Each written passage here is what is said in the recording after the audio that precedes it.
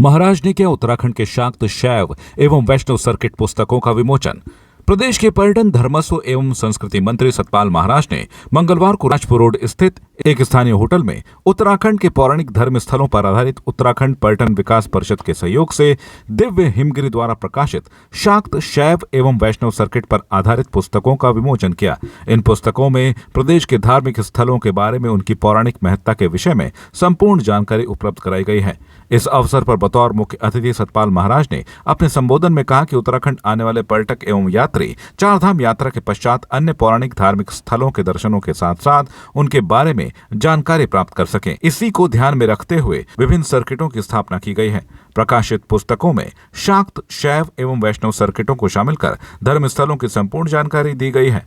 उन्होंने कहा कि उत्तराखंड में शाक्त, शैव एवं वैष्णव सर्किट के अलावा Vivekananda circuit, Narasimha circuit, Golju circuit, gurdwara circuit, Navagraha circuit, Nagaraja circuit, Hanuman circuit एवं महासू देवता सर्किट प्रदेश के धार्मिक पर्यटन को बढ़ावा देने के लिए विकसित किए गए हैं। इसके अलावा अन्य सर्किटों को विकसित करने पर भी काम चल रहा है। कार्यक्रम को संबोधित करते हुए पर्यटन मंत्री सतपाल महाराज ने कहा कि धार्मिक पर्यटन के कारण उत्तराखंड की पूरी दुनिया में पहचान बन चुकी है। हमारी सरकार पर्यटकों की सुविधा के लिए चारधाम को एक स्मार्ट आध्यात्मिक शहर के रूप में विकसित करने के लिए लगातार काम कर रही है। सबसे पहले तो मैं जो हमारे मेधावी बच्चे पुरस्कृत हुए हैं उनको बहुत बहुत बधाई देना चाहता हूं।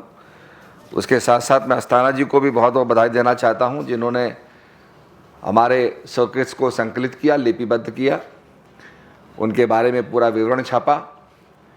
और ये 3 सर्किट्स जो हैं, इसके साथ साथ और भी सर्किट्स हैं, बट 3 सर्किट्स जो हैं, हमारा भगवती का सर्किट जिसे हम शाक्त सर्किट कहते हैं, शैव सर्किट शंकर भगवान का, और भगवान विष्णु का सर्किट जिसे हम वैष्णव सर्किट कहते हैं, इसको लिपिबद्ध किया है, सूचीबद्ध किया है।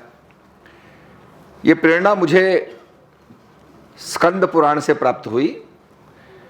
स्कंद पुराण में हमारे जो मनीषी थे, ज्ञानी थे, उन्हें पता था कि आने वाले समय में स्थानों के महत्व को लोग समझ नहीं पाएंगे, तो उन्होंने स्कंद पुराण के अंदर पूरा सर्वे करवाया भारतवर्ष का, जिसमें केदार खंड, मानस खंड, कई खंड आते हैं।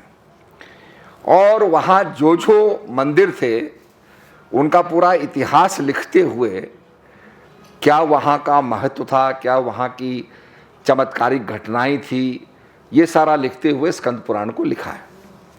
आज भी हम जब मंदिरों के इतिहास के बारे में जानना चाहते हैं तो स्कंद पुराण का ही रेफरेंस लेते हैं। तो इसी प्रकार से हमारे यहाँ जैसे पंचबद्री आते हैं, पंचबद्रियों का उल्लेख आता है, पंच केदारों का उल्लेख है, पंच प्रयागों का उल्लेख है। ऐसे हमने ये सर्कस बनाए और इनको इस प्रकार से रखा कि इसमें जिला भी आ जाए और एक व्यक्ति पूरे हमारे उत्तराखंड की ट्रैवलिंग करे। बहुत से स्थान ऐसे भी हैं जो उल्लिखित नहीं हैं, तो उनको वो हमारी जो और सूचना मिलेगी, लिटरेचर जो मिलेगा, उसको निश्चित रूप में लोग देख करके और भी सूची मिलेगी। जैसे हम यहाँ से श्रीनगर जाते हैं, रास्ते में एक स्थान पड़ता है मलेथा। जैसे मलेथा आता है, आप चारों तरफ देखते हैं कि बड़े वहाँ पर सियारा बने हुए हैं, खेत बने हुए हैं, हरियाली बहुत ज़्यादा है। इसका मतलब इट इज़ इरिगेटेड, वहाँ पर काफ़ी सिंचाई हो रही है। और हम वहाँ से निकल जाते हैं, ज़्यादा से ज़्यादा पानी पी लेंगे, वहाँ झरना बह रहा है, या हम निकल जाएंगे।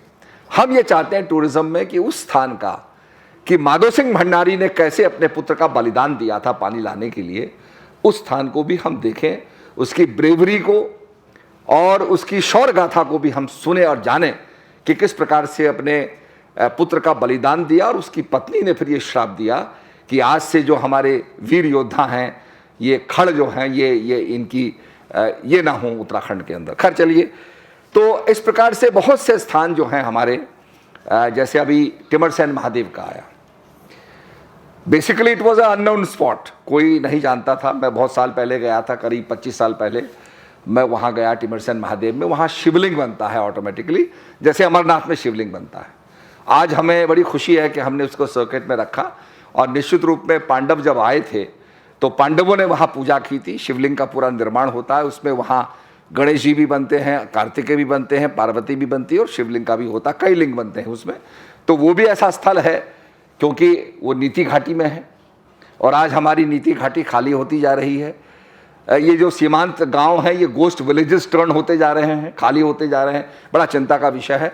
तो हम चाहते हैं कि यहाँ पर होम स्टे बने और यहाँ पर हमारी तीर्थ यात्रा चालू हो जाए, जिससे कि वहाँ के लोगों को उनकी इकोनॉमी भी बदले और वहाँ पर लोगों का आना जाना शुरू हो जाए।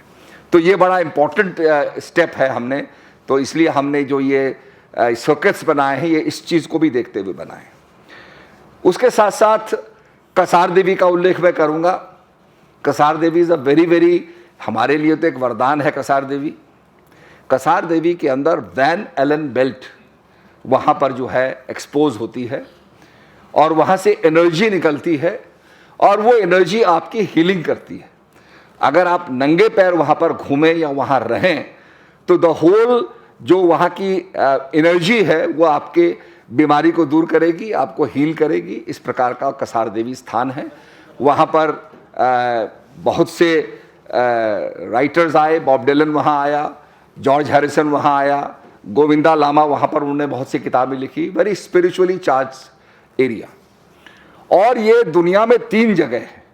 अल्मोड़ा में कसार देवी एक जगह है, दूसरा पेरू के अंदर जो माचू पिचू है ये है, और तीसरा स्टोनहिंज जो आपके ब्रिटेन में है। ये 3 स्पॉट्स के ऊपर वो एनर्जी निकलती है और ये इसकी स्टडी भी की गई। अगर आप कसार देवी या वैन एलन बेल्ट को आप करेंगे गूगल पे टाइप तो आपको पूरी इन्फॉर्मेशन मिल जाएगी। जो मैं बता रहा हूँ आपकी समझ में आ जाएगा। तो कहने का मतलब कि ये सर्किट्स का हमने प्रचार प्रसार किया।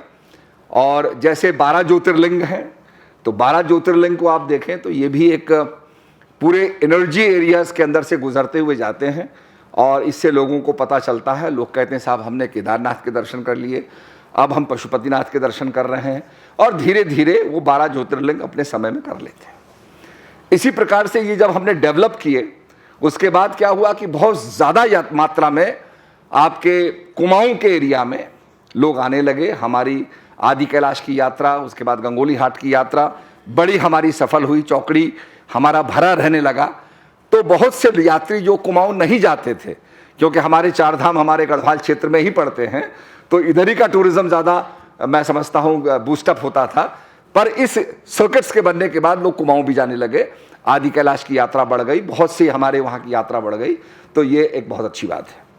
दूसरा, हमने एक उस स्थान को भी इसमें रखा है जो थोड़ा सा डिस्प्यूट में पड़ा हुआ है, जिसको नेपाल क्लेम करता है। तो वहाँ भी एक भगवती का मंदिर है, उसको भी हमने क्लेम किया है। और ठीक उसके सामने व्यास गुफा आती है, जहाँ पर व्यास जी ने बैठ करके तपस्या की थी। इसी प्रकार से कुमाऊं के अंदर, पिथौरागढ़ के अंदर वेद व्यास का बहुत कुछ वहाँ पर है। व्यास घाटी ही वहाँ पर वेद व्यास के नाम पर है। और वहाँ के जो हमारे लोग रहने वाले हैं, भोटिया लोग जो हैं, वो अपने को व्यास का ही पुत्र मानते हैं।